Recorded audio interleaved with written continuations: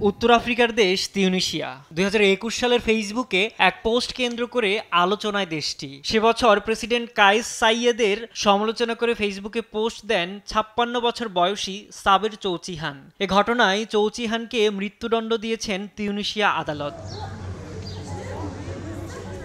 এ তথ্য নিশ্চিত করেছেন Tunisian League for human rights ও দণ্ডপ্রাপ্ত ব্যক্তির আইনজীবী। এমন রায়কে মানবাধিকার কর্মীরা নজিরবিহীন ও মর্মান্তিক বলেছেন। বার্তা সংস্থা রয়টার্সে এসেছে, অভিযুক্ত সাবের চৌচিহান পেশায় একজন দিনমজুর। প্রেসিডেন্টকে নিয়ে সমালোচনা করে পোস্ট দেওয়ায় তিনি ২০২৪ সালে নিরাপত্তা বাহিনীর হাতে আটক হন। তার আইনজীবী জানিয়েছেন, নাবুল শহরের আদালত শুধুমাত্র ফেসবুক পোস্টের জন্য সাবেরকে মৃত্যুদণ্ড দিয়েছেন। এ রায়ের বিরুদ্ধে আপিলও করেছেন তিনি। যদিও গেল ৩ দশকেরও বেশি সময়ে দেশটিতে কারো মৃত্যুদণ্ড কার্যকর হয়নি।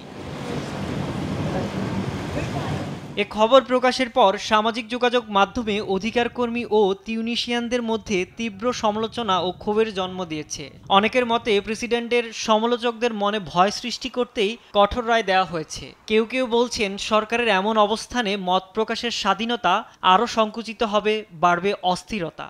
এদিকে ফেসবুক পোস্টের জেরে ভাইয়ের মৃত্যুদণ্ড মানতে পারছেন না জামাল চৌচিহান।